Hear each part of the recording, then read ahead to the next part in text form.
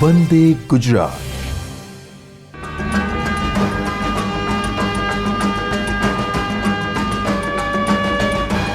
નમસ્કાર. આજના virtual classroom ટ્રેનિંગમાં આપ સૌનું સ્વાગત છે. આજે આપણે NSQ ઓફ સિલેબસ મુજબ ઇલેક્ટ્રિશિયન ટ્રેડના સેમિસ્ટર 4ના લેસન નંબર 24 સોલર અને વિન્ડ પ્લાન્ટ દ્વારા વીજ ઉત્પાદન વિશે સમજીશું.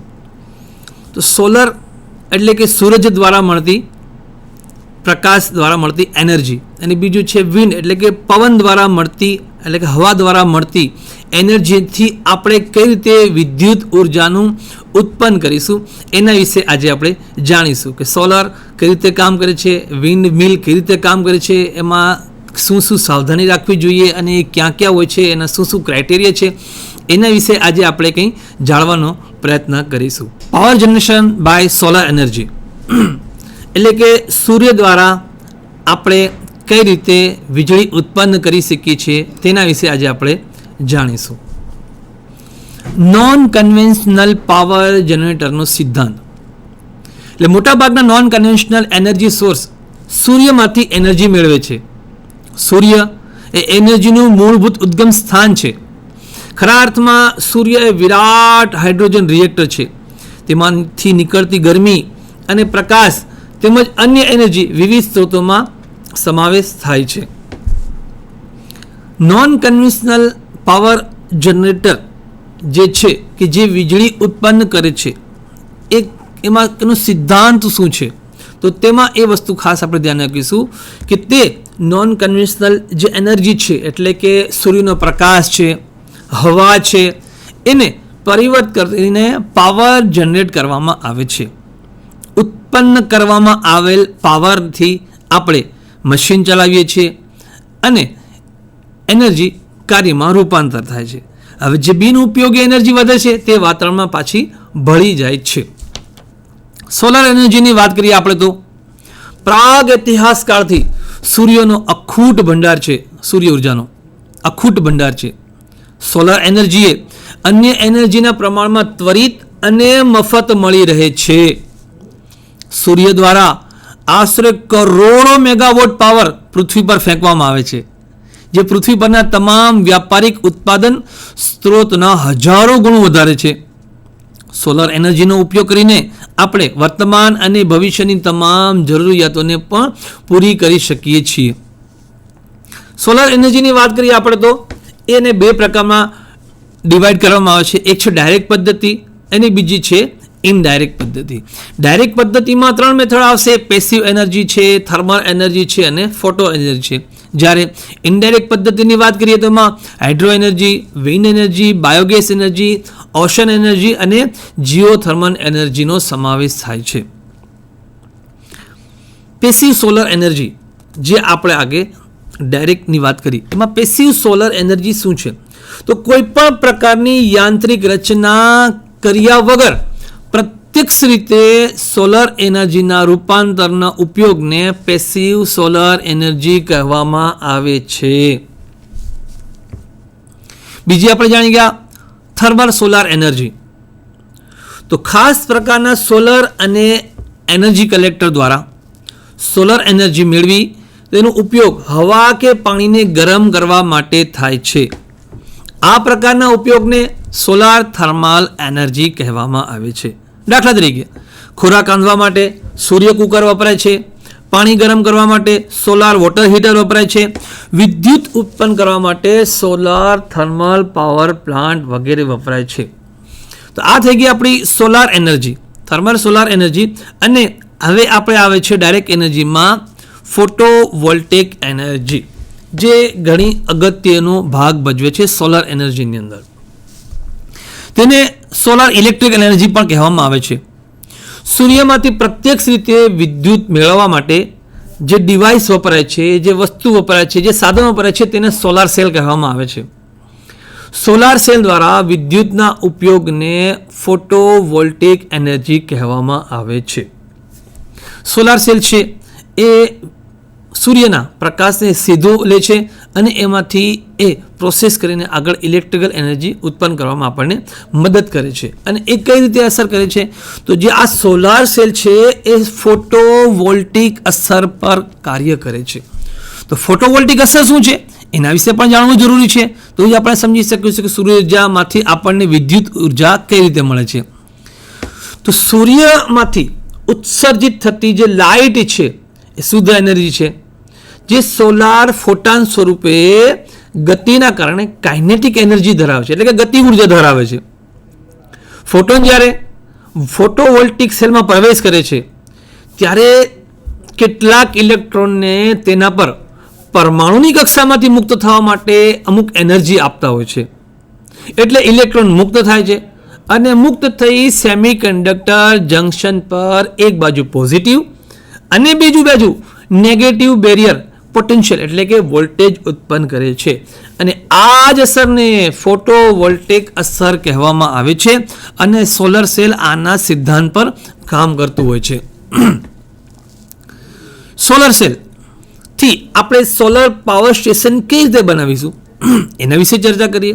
તો સિલિકોન સોલર સેલ, ખાસ કરીને આપણે જે સોલર પેનલો જનરલી આપણા ઘરો પર લાગેલી હોય છે, ઇન્ડસ્ટ્રીઓમાં લાગેલી હોય છે, તો આ જે સિલિકોન સોલર પેનલ છે એ કઈ રીતે બને છે? તો એ સોલાર સેલ જે છે, એક સોલાર સેલની વાત કરીએ તો એક સોલાર સેલ છે એ 0.4 થી 0.7 જેટલા જ વોલ્ટેજ ઉત્પન્ન કરે છે. એટલે વધારે વોલ્ટેજ મેળવવા હોય તો એક કરતાં વધારે સેલને સિરીઝમાં જોડવા પડે અથવા એની પેરેલલમાં એનું કનેક્શન કરવું પડે. તો જ્યારે એક કરતાં વધારે સોલર સેલને સિરીઝમાં જોડવામાં આવે છે ત્યારે જે રચના બને છે આ સ્વતંત્ર રચનાને પીવી મોડ્યુલ એટલે કે ફોટોવોલ્ટિક મોડ્યુલ કહેવામાં આવે છે.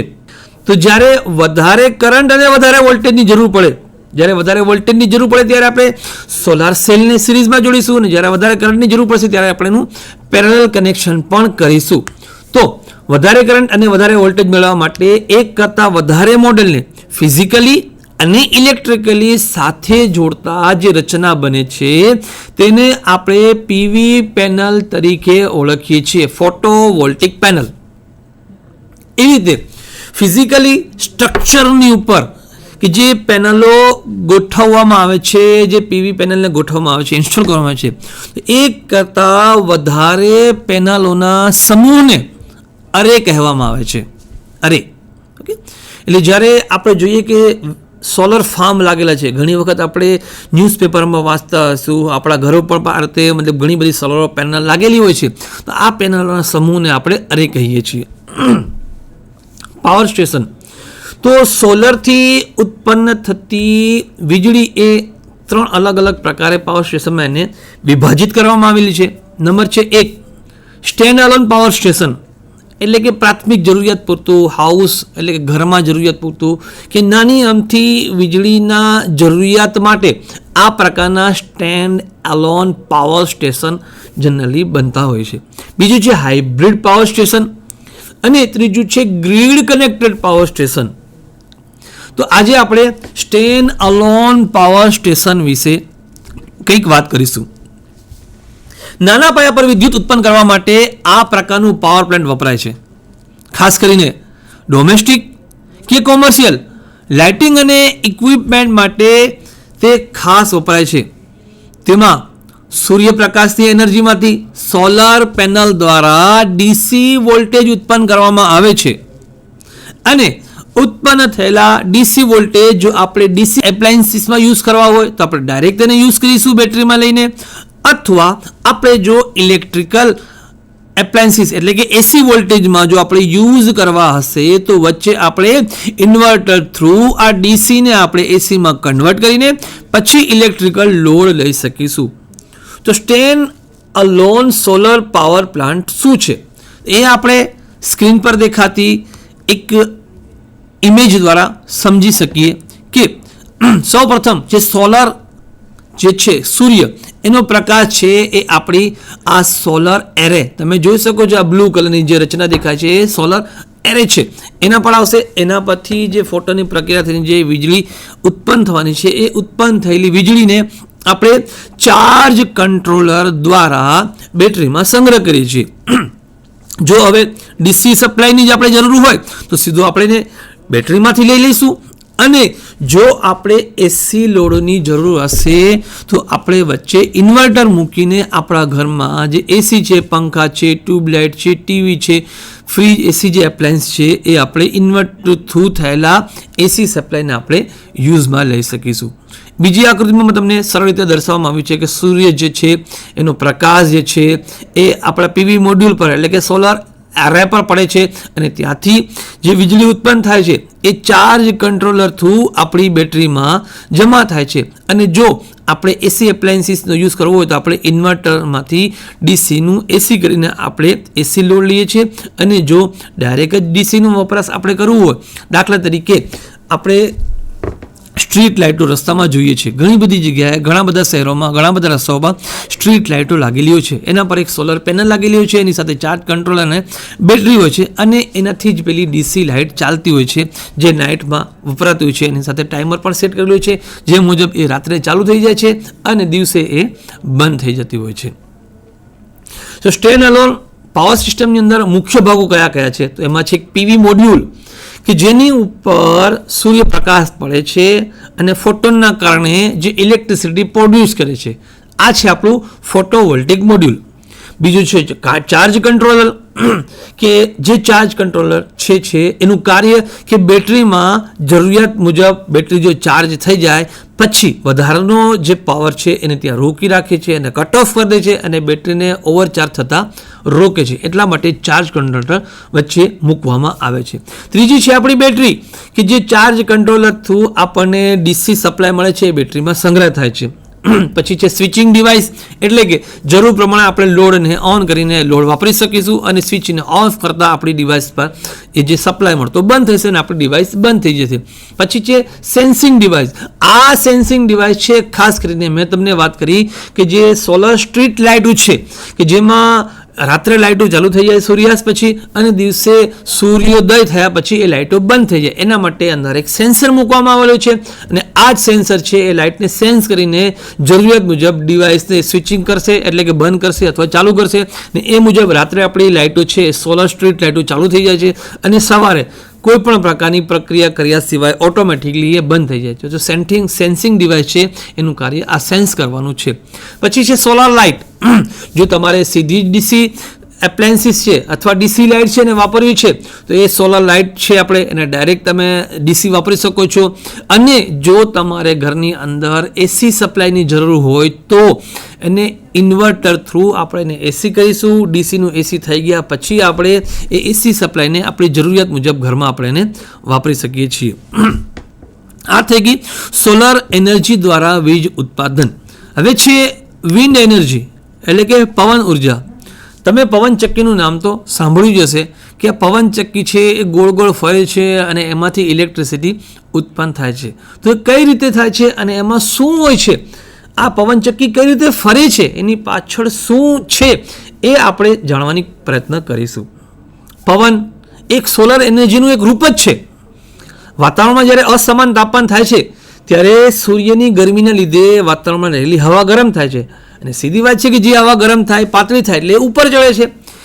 તેથી નીચે જે ખાલી જગ્યા પડી ત્યાં લો પ્રેશર થાય છે, તેથી હાઈ પ્રેશરવાળી જગ્યાએથી હવા લો પ્રેશરવાળી જગ્યા તરફ ધસી જાય છે અને એ જ પવનને ઉદ્ભવે છે, એને જ આપણે પવન તરીકે ઓળખીએ છીએ. વહેતા પવનમાં કાઇનેટિક એનર્જી એટલે કે ગતિ ઉર્જા હોય છે. પવનચક્કીમાં ટર્બાઇનની ઉપર પ્રોપેલર ટાઈપની જે બ્લેડ લગાવેલી હોય છે એ પવનમાંથી એટલે કે હવામાંથી કાઇનેટિક એનર્જી ગતિ એનર્જી મેળવે છે, અને ત્યારબાદ એ કાઇનેટિક એનર્જી મળતા જે પ્રોપેલર ટાઈપની બ્લેડ ફરે છે જેના હિસાબે એની શાફ્ટ ફરે છે, અને શાફ્ટ જે છે એ ગિયર બોક્સ થ્રુ આપણા ટર્બાઇનને ફેરવે છે અને જનરેટરને ફરવે છે, અને આમ આપણે જનરેટર ફરવાથી વિદ્યુત ઉર્જા ઉત્પન્ન થાય છે, અને એ જે કાઇનેટિક એનર્જી છે એનું વિદ્યુત ઉર્જામાં રૂપાંતર થાય છે. જે સ્થળે આવી ઘણી પવનચક્કીઓનો સમૂહ ઇન્સ્ટોલ કરવામાં આવે છે તેને વિન્ડ ફાર્મ કહેવામાં આવે છે. વિન્ડ ફાર્મ બે પ્રકારના હોય છે, ઓનશોર વિન્ડ ફાર્મ અને offshore wind farm. Onshore wind farm એટલે કે એ પ્રકારના વિન્ડ ફાર્મ કે જે દરિયાઈ તટ પર અથવા દરિયાની અંદર કે જ્યાં પાણીનો વહેણ છે એ જગ્યાએ ખાડી વિસ્તારમાં ઓન શોર વિન્ડ ફાર્મ લગાવવામાં આવે છે. એટલે કે જે પવનચક્કીનું બાંધકામ પાણીમાં કરવામાં આવે છે તેને ઓફ શોર વિન્ડ ફાર્મ કહેવામાં આવે છે. દાખલા તરીકે દરિયામાં પાણીમાં કે દરિયાની ખાડી વિસ્તારમાં પાણીમાં ઊભા કરવામાં આવતી પવનચક્કીઓનો સમૂહ દરિયાની ખાડી વિસ્તારના પાણીમાં વધારે શક્તિશાળી પવન મળી રહે એટલા માટે ત્યાં ઇન્સ્ટોલ કરવામાં આવે છે. એટલે કે આ પ્રકારના વિન્ડ ફાર્મની એફિશિયન્સી ઘણી વધારે હોય છે પણ તે ખર્ચાળ પણ વધુ હોય છે. એટલા માટે જ યુરોપિયન દેશોમાં તેનો ઉપયોગ થાય છે અને આપણા દેશમાં આપણે ઓન શોર વિન્ડ ફાર્મનો યુઝ કરીએ છીએ. તો ઓન શોર વિન્ડ ફાર્મ શું છે કે જમીનની ઉપર સ્થાપવામાં આવેલા વિન્ડ ફાર્મને એટલે કે પવનચક્કીને ઓન શોર વિન્ડ ફાર્મ અથવા કે લેન્ડ બેઝ જમીન બેઝ વિન્ડ ફાર્મ તરીકે આપણે એને ઓળખીએ છીએ. તે મોટાભાગે પર્વતીય વિસ્તાર અથવા દરિયા કિનારાના નજીકના વિસ્તારમાં સ્થાપવામાં આવે છે કે ત્યાં વધુ પ્રમાણમાં પવનનો વેગ આપણને મળી રહેતો હોય છે અને જેના કારણે આપણે સારી રીતે આપણી વિન્ડ મિલને ચલાવી શકીએ છીએ. પવનચક્કીનો સિદ્ધાંત. તો પવનચક્કીમાં જે પ્રોપેલર ટાઈપની બ્લેડ સાથેના ટર્બાઇનને પવનની ગતિમાંથી મહત્તમ ઉર્જા મેળવવા માટે ઘણી વધારે ઊંચાઈના ટાવર પર માઉન્ટ કરવામાં આવે છે. જ્યારે પવનચક્કીની બ્લેડ પર પવન અથડાય ત્યારે નીચેના ભાગે લો પ્રેશરની સાથેની ખાલી જગ્યા ઉત્પન્ન થાય છે અને આ લો પ્રેશરની હવા બ્લેડને તેની બાજુ ખેંચે છે જેને લિફ્ટ કહેવામાં આવે છે કે જે પવનચક્કીની બ્લેડને એક તરફથી નીચે ખેંચે છે. જ્યારે બ્લેડની સામેના ભાગમાં લાગતા બળને ડ્રેગ બળ કહેવામાં આવે છે. બ્લેડ પર લાગતું લિફ્ટ બળ એ ડ્રેગ બળ કરતાં વધારે શક્તિશાળી હોય છે. એટલે બ્લેડ જ્યારે ઉપર જાય ત્યારે એને નીચે ખેંચવા માટે એ લિફ્ટ બળ છે તેને નીચેની બાજુ ધક્કો મારે છે અને આમ ડ્રેગ બળ અને લિફ્ટ બળના સમુચ્ચયના કારણે પવનચક્કી ફરતી જ રહેતી હોય છે. વિન્ડ પાવર સ્ટેશનની અંદર મુખ્ય ઘટકો તમે ફિગરમાં જોઈ શકો છો તે પ્રમાણે એક વિન્ડ ફાર્મ છે તે એક ટાવરની ઉપર ઊભી છે જે તમે અહીંયા ફિગરમાં જોઈ શકશો. ટાવરની અંદર એક કેબલ છે જે ઉત્પન્ન થયેલી વીજને નીચે સુધી ટ્રાન્સફોર્મર સુધી પહોંચાડતી હોય છે. પછી છે નેસલ્સ છે, ગિયર બોક્સ છે, રોટર બ્લેડ છે, વિન્ડ છે અને આ જે છે આપણી એની બ્લેડ છે. જ્યારે આપણે જોઈએ છીએ કે આપણી પવનચક્કી ખૂબ જ લો ગતિએ ફરતી હોય છે. એટલે કે સમજો કે 1 મિનિટની અંદર કદાચ 10 થી 12 આંટા કે 13 આંટા કદાચ ફરી જતી હશે, એનાથી વધારે નથી ફરતી હોતી. તો આ આટલી લો સ્પીડમાં ફરનારી પવનચક્કી હાઈ સ્પીડવાળી મતલબ કે એનર્જી કેવી રીતે ઉત્પન્ન કરે છે તો એના માટે જ અહીંયા એક ગિયર બોક્સ લગાડવામાં આવેલું હોય છે. આ જ ગિયર બોક્સ છે એ સમજો કે પવનચક્કીના ફરેલા એક આંટાને 90 થી 100 આંટાઓમાં એ કરી આપે છે. જેના કારણે જ્યારે પવનચક્કીનો એક આંટો ફરીને પૂરો થાય ત્યારે અહીંયા આપણા જનરેટરની અંદર 100 આંટા ફરી ચૂકેલા હોય છે રોટરના. એટલે પવનચક્કી જ્યારે સ્લો સ્પીડમાં પણ ફરતી હોય છે પણ ગિયર બોક્સના હિસાબે આપણું જનરેટર કમ્પ્લીટ ફરતું હોય છે. 1500 RPM કે 3000 RPM જે આપણે સેટ કરેલા છે, જે પ્રકારનું આપણું જનરેટર છે તે પ્રમાણે જનરેટર ફરશે અને વીજ ઉત્પન્ન કરતું હોય છે. જનરેટરમાં ખાસ કરીને વિન્ડ પાવર સ્ટેશનની વાત કરીએ તો એમાં મેઇન જે ઘટકો છે એમાં એક છે ફાઉન્ડેશન. એટલે કે જે આપણે વિન્ડ મિલ ઊભી કરીએ છીએ એ ઘણી બધી ઊંચાઈ પર ઊભી કરતા હોઈએ છીએ. જો આપણે અડધા મેગાવોટ સુધીની જો એનર્જી ઉત્પન્ન કરવી હોય તો એની હાઇટ અમુક પ્રમાણે એટલે કે 42 મીટર સુધીની હોય છે. જો આપણે 1.5 મેગાવોટ સુધીની વીજળી ઉત્પન્ન કરવી હોય તો તેની હાઇટ 60 મીટરથી વધારે હોય છે અને 5 થી 6 મેગાવોટ સુધીની આપણે વીજળી ઉત્પન્ન કરવાની જરૂર હોય છે તો એની હાઇટ એના કરતાં પણ વધારે રાખવામાં આવે છે. એટલે કે આ જે મેઇન ટાવર છે એની હાઇટ છે એને વ્યવસ્થિત પકડી રાખવા માટે ફાઉન્ડેશન નીચે કરવામાં આવે કે આટલી હાઇટવાળું ટાવર છે કે હવાના ફોર્સના કારણે ટાવર પડી ના જાય, આપણી પવનચક્કીને નુકસાન ના થાય, એના માટે એનું વ્યવસ્થિત જે ફાઉન્ડેશન છે એ કમ્પલસરી જરૂરી છે. જો ફાઉન્ડેશન કમ્પ્લીટ નહીં હોય તો પવનના ઝોકા અથવા વાવાઝોડાના કારણે આપણું વિન્ડ મિલ છે એ જમીન પર આવી શકે છે. બીજું છે પેનલ રૂમ. પેનલ રૂમની અંદર ઉત્પન્ન થયેલી વીજળીને ડીસી ઉત્પન્ન થયેલી વીજળીને એ એસીમાં કન્વર્ટ કરીને વિવિધ પ્રકારના એની સર્કિટો થ્રુ એ આપણા ઉપયોગ માટે આવી શકે એ રીતના તૈયાર થઈને આપણને ગ્રીડમાં મોકલવામાં આવતી હોય છે. બીજી છે લેડર. વિન્ડ મિલની અંદર જે વચ્ચેનું ટાવર છે એમાં ઉપર ચડવા માટે એક નિસરણી મૂકવામાં આવે છે કે જ્યારે પણ કંઈ મેન્ટેનન્સની જરૂર હોય ત્યારે આખી વિન્ડ મિલના ટર્બાઇનને કે જનરેટરને નીચે જ નથી ઉતરવું પડતું, પણ એ લેડર થ્રુ ઉપર જઈને આપણું જે નોર્મલ રનિંગ મેન્ટેનન્સ છે આપણે કરી શકતા હોઈએ છીએ અને ઘણા બધા ખર્ચાથી આપણે બચી શકતા હોય. બીજું છે ટાવર, જે આપણે સમજી ગયા કે આપણા જે ટર્બાઇન છે, આપણું જે જનરેટર છે એને ઉપર રાખી મૂકવા માટે ટાવર છે, યો સિસ્ટમ છે, નેસલ છે, જનરેટર છે, એનિમોમીટર છે, બ્રેક સિસ્ટમ છે, ગિયર છે, રોટર બ્લેડ છે, રોટર પિચ કંટ્રોલ છે, રોટર હબ છે, અર્થિંગ સિસ્ટમ છે, અંડરગ્રાઉન્ડ કેબલ છે, સબસ્ટેશન છે અને ગ્રીડ છે. આ બધા ભાગો મળીને આપણું વિન્ડ પાવર સ્ટેશન છે કમ્પ્લીટ થતું હોય છે.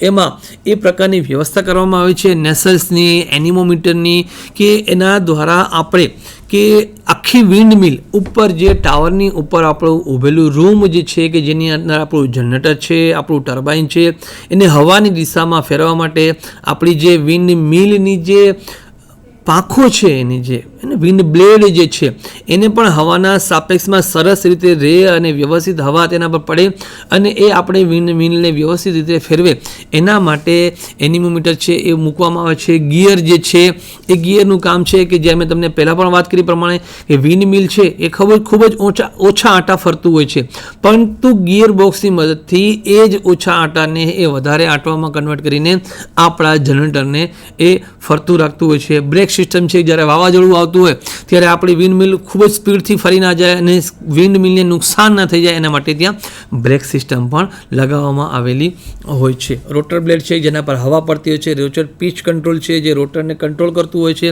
રોટર હબ છે જ્યાંથી રોટર મતલબ બેલેન્સ થતું હોય છે, અર્થિંગ સિસ્ટમ છે કે કોઈ કારણોસર વીજળી પડી તો એને વ્યવસ્થિત અર્થ થયેલું હોય તો આપણી સિસ્ટમ છે એ નુકસાનથી બચી શકે છે. અંડરગ્રાઉન્ડ કેબલ છે, પાવર સપ્લાયને આપણે જરૂરિયાત મુજબ જરૂરિયાતના સ્થળે લઈ જવા માટે છે.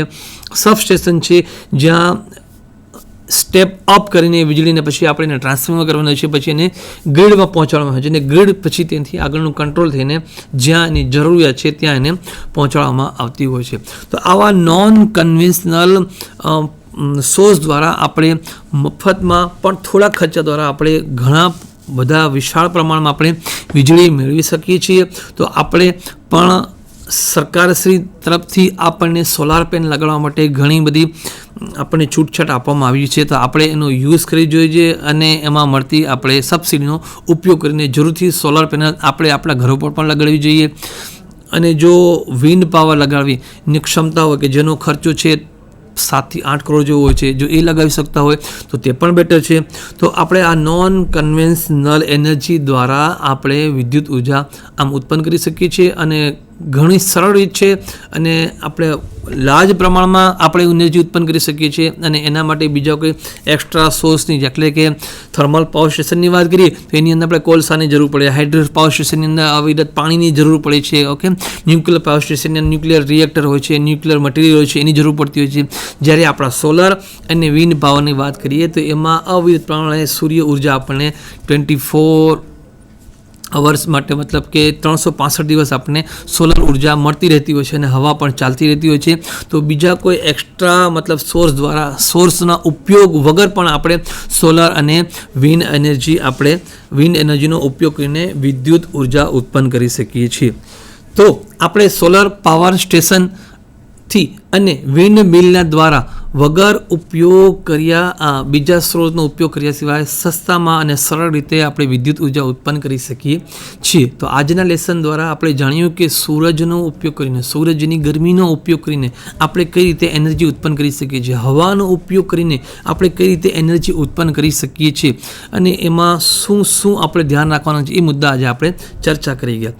તો આપણે થોડાક પ્રશ્નોત્તરી પણ કરી લઈએ કે નોન કન્વેન્શનલ એનર્જી સોર્સ કયા છે.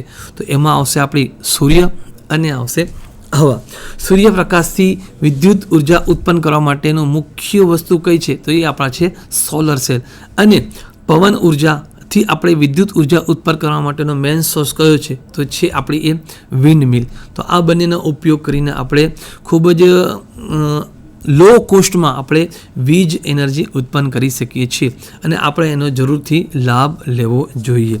તો આજે આપણે આ લેક્ચરમાં સોલર અને વિન્ડ એનર્જી વિશે ઘણું બધું સમજી ગયા. આશા છે કે તમે એને યાદ પણ કરી લીધું હશે. તો આ સેશનમાં હાજર રહેવા બદલ આપ સૌનો ઘણો ઘણો આભાર.